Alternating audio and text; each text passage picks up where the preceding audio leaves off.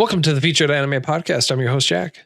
And I'm Rick. And today we're talking about Welcome to Demon School, Iruma Kun, Season 2. Yes. Oh, Season 2 is surprising. I was not expecting to start where it started, you know? Indeed. But before all that, we were actually talking about Naruto and Boruto a little bit and talking about the wonderful mythical missing episodes for Bleach that gauntlets missing. Will be thrown down. That gauntlets will be thrown down for. I'm going to change my name to Right Rick. That's what it's going to be. Okay. When I find this and I prove to you. Okay. Well, till then. Till then. It was such confidence. Till then. This week's choice was Welcome to Demon School, Iruma Kun, and it's 21 episodes long, aired from April 2021 through September 2021. The producers for it are NHK. Studio for it is Bandai Namco. Its sources of manga genres are comedy, fantasy, supernatural, demon, school, and shonen. And just a tad of confusion I would even throw in there, at least for the beginning. A good kind of confusion. This was a good show. I liked it. I liked everything about it. I feel like, yes, it had a tad bit of confusion in it due to the season prior to that giving off, I would say, a rather large expectation it did not follow through on. Yes. So. Yeah, I agree. The beginning of it definitely does not pick up where season 1 left off. Season 1 left off with basically Iruma Kun basically being evil or a bad boy. Or waking up evil, yeah. Yeah, like that. And his grandfather walking in and it being like that. But it doesn't start off like that. In fact, how it starts off is it starts off with a normal everyday experience and it builds up to that point. But it took like half the season to do it. Yeah, it took a few episodes to get into it. I wouldn't say half the season. Probably like a quarter of it. Yeah, okay, so yeah, 6 would be about a quarter. Yeah, so right around 6-7 episodes it took you to get to that point. But I like how it was implemented and how it was done. I also like the explanation for it too. Yes. And I feel it was a good thing that they did really backtrack for it so that way you can get that explanation and understanding for it. 100%. I also feel like the way that they went about explaining not just evil and desire and whatnot, just overall, I think everything was done in an appropriate manner that tasteful and informative. You didn't ever feel like you were in class, so to speak. Yeah. They introduced a bunch of new characters that really show the flavor. You know what I mean? The flavor, the breadth of everyone there. It felt more, I feel like there was a lot more world building than... There was. Yeah. It's not that they introduced a lot of people, though. They largely had everyone there. They just introduced 2 pinnacle characters that really I feel like really shape and evolve how Iruma Kun is going, which also provide as plot point drivers for him. Who were the 2 that you think of? Alcred and... Who is he and what makes him... Alcred, the little demon or little smoke demon that comes out of his ring. Okay. Alcred. Yeah. And then the one teacher, Barumu. Yeah. Barumu, I think, yeah. So that sounds appropriate. I mean, like, there was one other character that was there too, Renove. I was going to say, the one whose literal job was to take focus away from the main character. Yeah, and when that's I say about his literal job, like, that was his bloodline ability is, you gots to pay attention to me. Well, once you pay attention to me, I got to do something else to be able to figure it out so you stay focused on me. Yeah, he was the epitome of an attention whore. Now, that said, he also, for some weird reason, didn't really have a plan past you paying attention to him. And we find him when our lovely super demon was talking to you. It was changed. Right. The little red-haired lady. Not little. She was gigantic. Succubus, I want to say. And we find out that a lot of these demons have bloodline abilities that are kind of cool, depending on how you use them. Yeah. Yeah. Anyway, sorry. And the girl, the red hair, you're talking about Azel? I could never get the name right. I thought it was Azazel, and then this season they pronounced it differently. Yeah, her Azel is how it is, but she's called Azu, A-Z-U, Azu. is a nickname for her. Is it potentially because of the familiarity? Yeah, I would assume. Okay. So she has a very strong personality, Yes. super strong. And she, as you know, if you've seen any episode, has a huge crush for an unknown reason on Iruma. And now I wouldn't say it's unknown, but I would say that they definitely explain and they definitely kind of elaborate and expand on that a little bit more. It's not. Oh no, they solve they solve it like a Scooby-Doo mystery. Right. It's fully explained, but initially, for some unknown reason, she changes her whole persona, and they're like, "What's going on?" And then people who, I don't know if they're gunning after her political position or just want all eyes on me. It's where you finally get to meet Mr. All Eyes on Me, and they challenge her position for student council for either strength, reliability. I don't know why. I don't remember why, I should say. Yeah, they do explain it, but it's not the pinnacle. It's not the focus of it. It's more of the personal growth, because it's also explained that her personality change she should have already reverted, but there was something that was keeping her from changing back completely. And she thought it had to do more with her desire to stay cute. Right, because she thought that that's what Iruma wanted. And then when they finally had that conversation, I really liked that they pushed it forward, because his whole thing was, I don't like you more because you're cute. I liked you because you had a drive and you had that passion and you had goals. Yeah. They really made Iruma deep. I got a theory about him too. You want to hear it now or later? Yeah, hit me. Okay, so in this season, we actually find out who the old Demon King was and what he looks like, right? Mm-hmm. What he acts like too. And we find out that old grandpa used to be his attendant. Yeah. Something stood out to me when they were asking, when Iruma was asked what he thought a Demon King would be. And the answer was, the Demon King is the land. And when it was kind of explained in a way that an example of the kind of power a king holds is when the mob wants to go left. When you reach a fork in the road, it goes left or right, and everyone's like, we need to go left. The king goes, we should go straight. Yeah, we should go straight. And everyone works towards that end. It's an absolute kind of forward momentum. Like, it's absolute in his desire, and he forms the world in his image. Yeah. He was sorry, I realize I'm pausing a lot, but I'm trying to form these words correctly because I think they're important. I feel like the way that he was not flamboyant, but kind and in the moment, which is why the demons went from the old ways as they know them now to happy-go-lucky.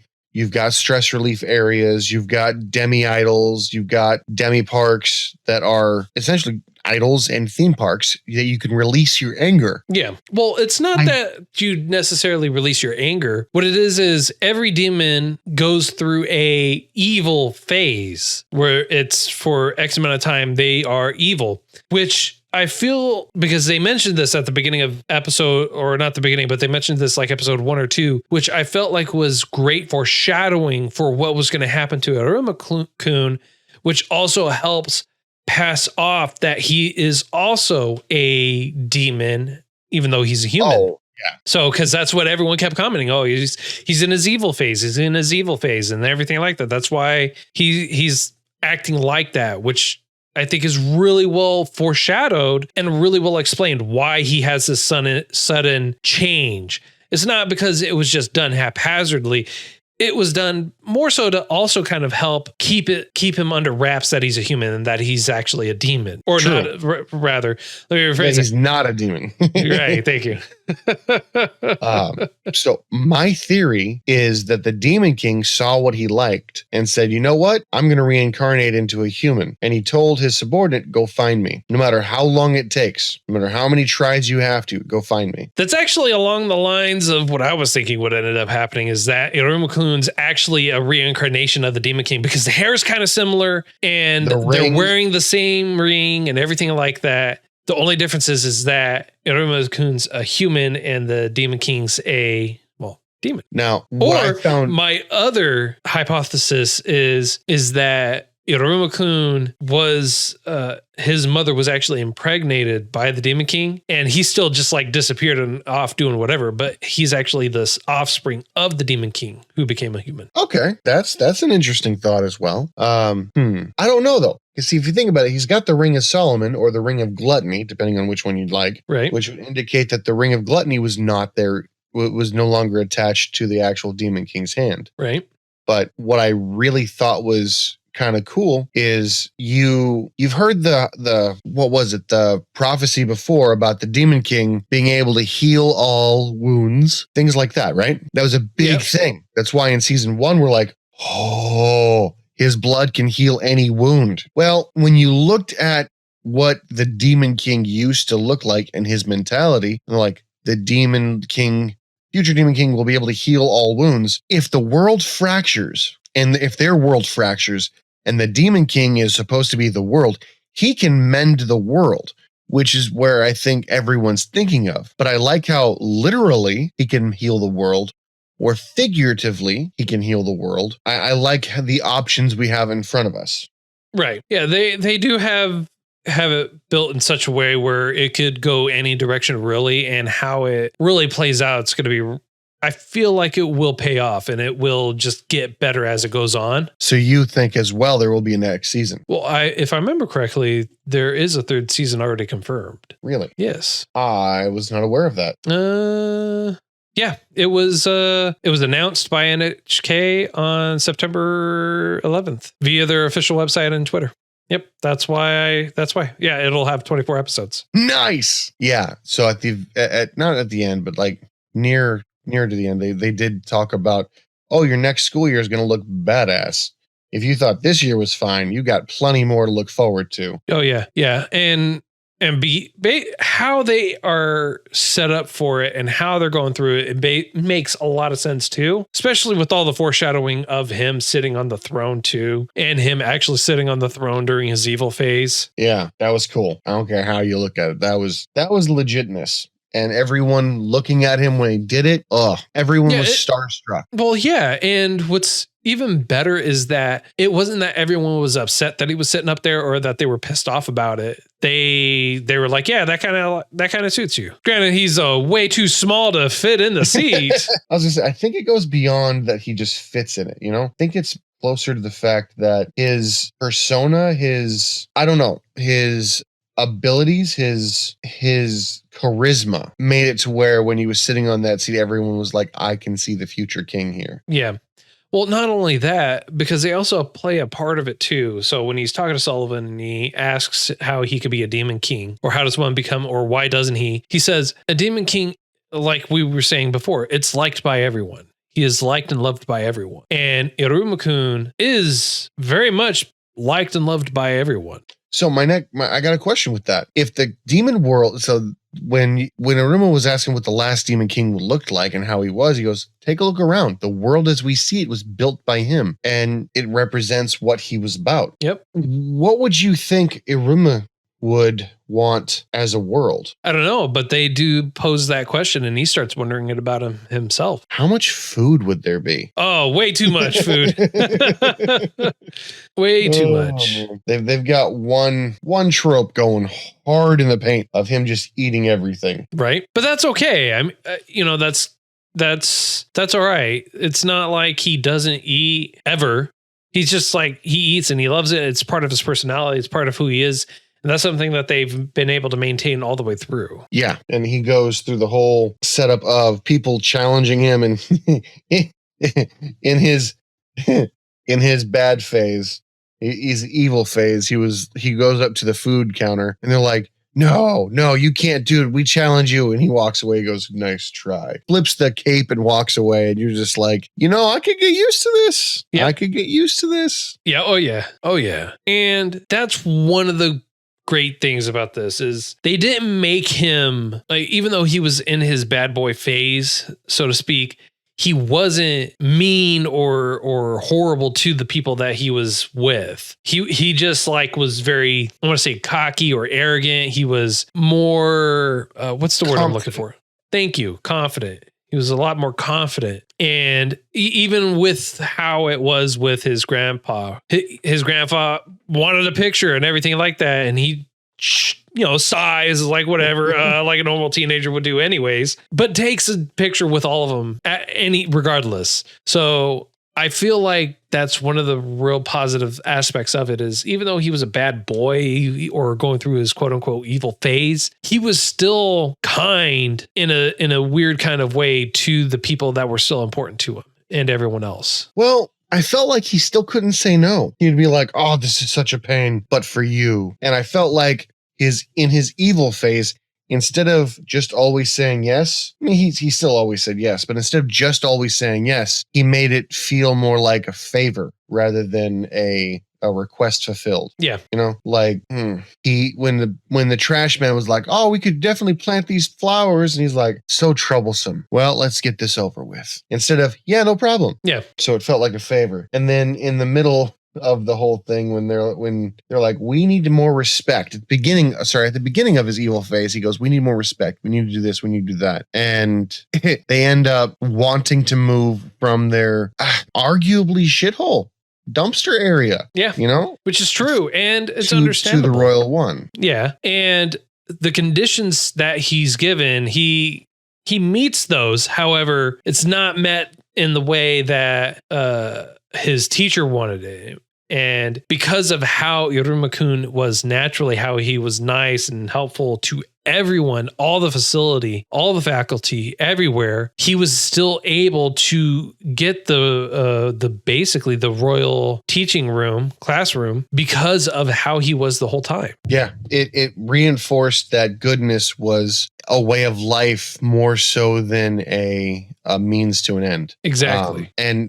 I thought it was hilarious and completely underused, the fluffy version of his teacher. Oh, yes. Yes. Like, my girl's favorite part about the entire show is that little fluffy. Oh, it's so funny. Like, I would have to pause and be like, hey, babe, come on in. You're going to like this. Yeah. And so she'll come in. She's like, oh, this show.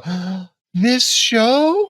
just like that. And you're like, yep. And like, just wait, it gets cuter. And then she's like, the madder he gets, the cuter he is. I just want to hold him and snuggle him. I'm like, you realize that guy could probably a tank. Not even probably. He does, which is great because when they're in a battle and they're fighting, Iruma is forced to summon Kalego and he doesn't want to fight.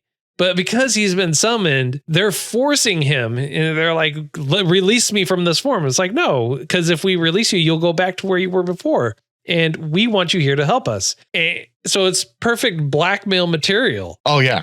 Now, if you want out of this, you're going to have to help. And it was just, it was so cool because even in his chibi form, he can still summon his own familiar. Yeah. And he still has an insane amount of power too.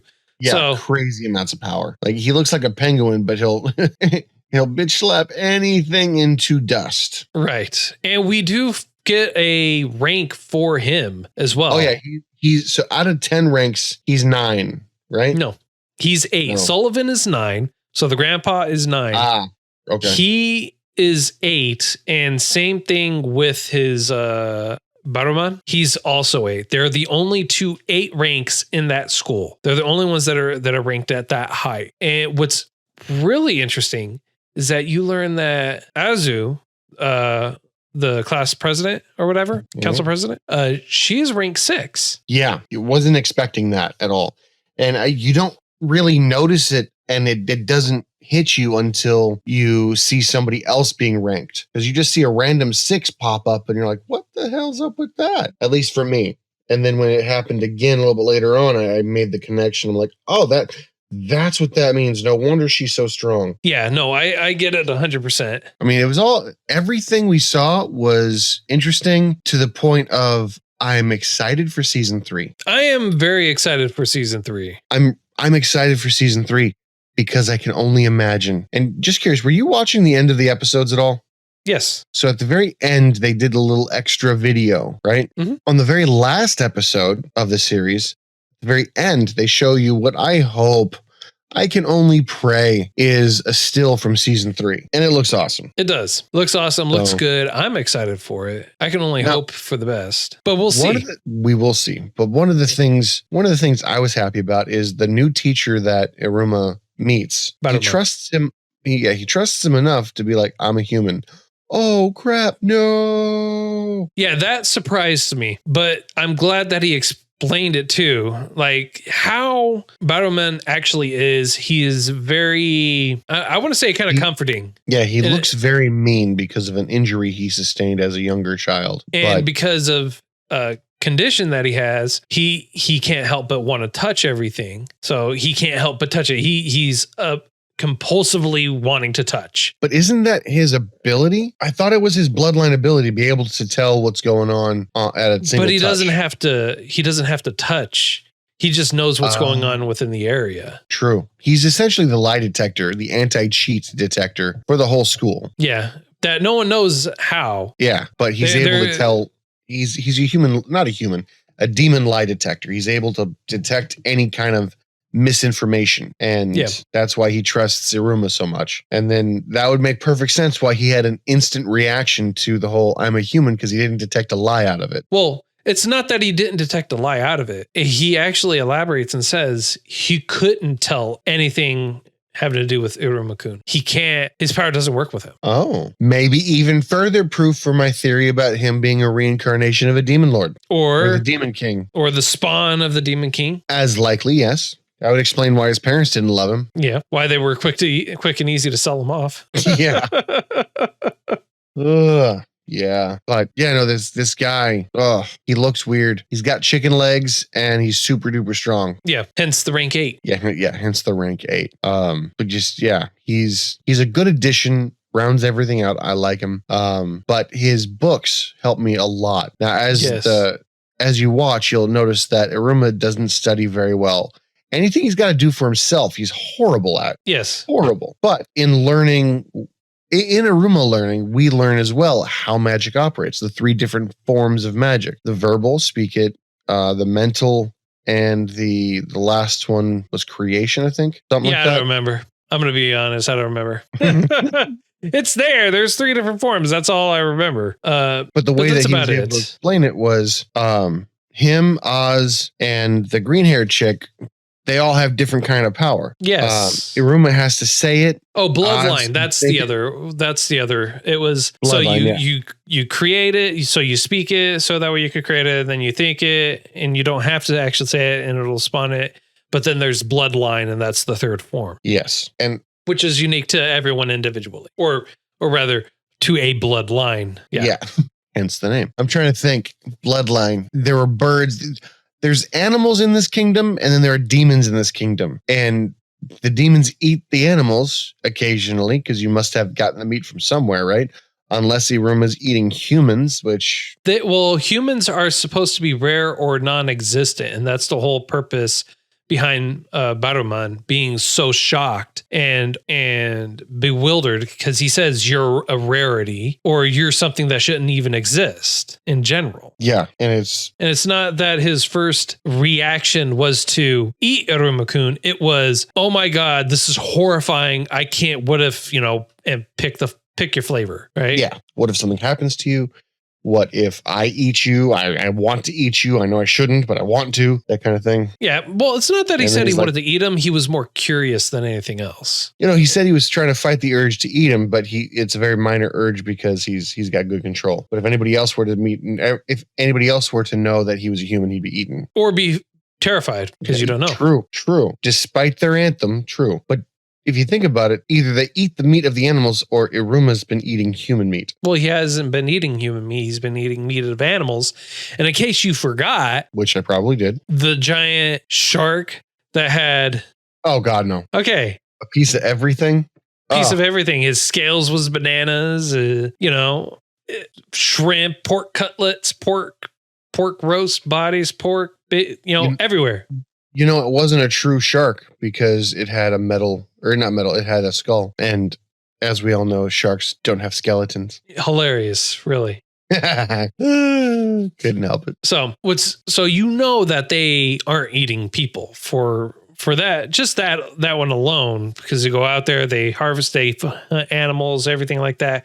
Humans are considered a rarity or not to exist at all. They're considered mythical or fake. Mm-hmm. So, and which is why they feel like Baramu is not exactly all accurate with what he's saying, because he's just making hypotheses over what he thinks it is. Basically, Iruma's world is supposed to be a fairy tale to the demons, just like the demons' world is a fairy tale to us. I would say probably with about 4 exceptions. It being mythical, you know what I mean?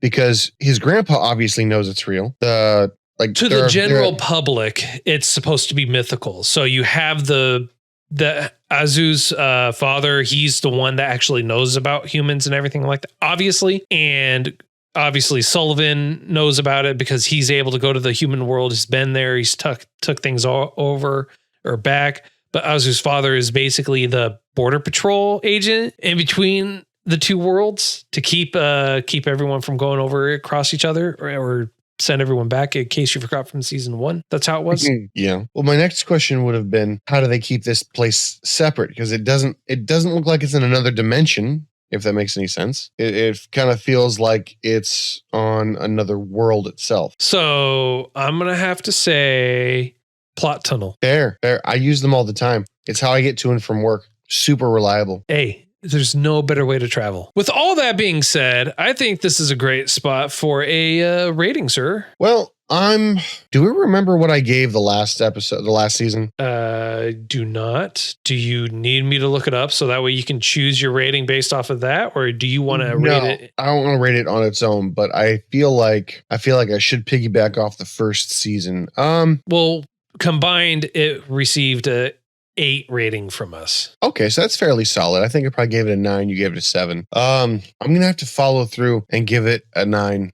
I think it did really well. It conveyed a lot of messages. I liked it. It hyped me up for season 3, even though I know season 3 is probably not going to be out here for quite some time. But I'd recommend it to a lot of people. I'd watch it again, and I don't know. I just like it. I gotcha. Okay. And what about you, my good sir? That's a great question. What do I want to rate it? I think I'll probably give it a 1. I'm just playing. I'm just playing. You mean it's number 1? No, I'll actually give this one a 8 because I had a little bit more fun. It definitely left a solid lead up to a season 2, and with the prior knowledge of knowing that there is going to be a season 3, I'm a little bit happier that I'm just not like, oh, this is great. They decided to not give us a 3rd season. Okay. I mean, I know you got a fan. You are a huge fan, I should say, of bookends. I am a very big fan of bookends. Yes. So that's why I'm going with a 8. So just curious, do you think this is going to turn into a harem at any point in time? Probably. I feel like it'll turn that way. I hope not. I'm not that into harems. No, that's a lie. No, seriously. I mean, personally, I'd like to have 5 or 6, but yeah, right. No. No. Anybody who's in a committed relationship knows 1 is enough. Sometimes a little too much at times. So let's phrase this right. You're not a fan of any harem anime. I don't want this to be to become a harem. Okay. There's 1 or 2that I'm a fan of. There's a couple. There's a few that you're a fan of that you love. Campion for 1. No Game, No Life. It's not a harem. It's considered a harem and it's considered an ecchi. Really? Yes, it is. We had this discussion before, sir. You are in denial. Big time. A lot. They must. What do you think they made this into a harem? Like that's the qualification for this one? Probably not yet. Probably will eventually. Probably. I hope we focus on the story more than the relationships around the people, if that makes any sense. I feel like it'll continue on its path of focusing mainly on Iruma Kun, but I feel like it'll also kind of focus on his relationships with Azu and Clara, which I feel like she's still a phenomenal asset to the story and series as a whole. I guess I can see that. She's quite gimmicky, if I'm being honest. But that's part of the charm. Eventually, I feel like she will become a rather large asset. So instead of pulling out only what she's held or touched, she can pull out things that she's seen. Like that would be a great improvement in my opinion. I feel like there's going to be a lot more development, especially for season 3. But that is unfortunately going to have to wait until we actually see season 3. True enough. So we're on to next week's choice, sir. True. And if I remember correctly, this week's choice was not even your choice. It was your girl's choice. You know what? It really was. It was Vampire Night, if I remember correctly. Yeah, Vampire Night. That's what we'll be watching. Which is, that's all right. It's okay. This is good practice. This is good practice for happy wife, happy life. So indeed. So we're just watching Vampire Night. Came out in April 2008, so it's not new, and it's only 13 episodes long. Well, at least she's got good enough taste to make it a short one. Right. All right. Well, that's all the time that we have for today. If you enjoyed this week's choice, or if you want to catch part of next week's choice, feel free to check us out. If you want to catch all that bonus content, patreon.com/featured anime podcast. $1 a month will get you all that bonus content, including the pre and post conversations that we usually have. Sometimes, most of the time, always, actually. And if you want to buy some merch, shop.featuredanimepodcast.com. Buy yourself some swanky merch, help support us, help us grow. If you want to reach out to us, talk to us, featuredanimepodcast@gmail.com, at Those Anime Guys on Twitter, Featured Anime Podcast on Facebook, or join us in our Discord. We're usually hanging out in there, talking, chatting, and sharing some wonderful news and everything else that goes along with it. And until next time, I'm Jack. And I'm Rick, and we'll see you next time.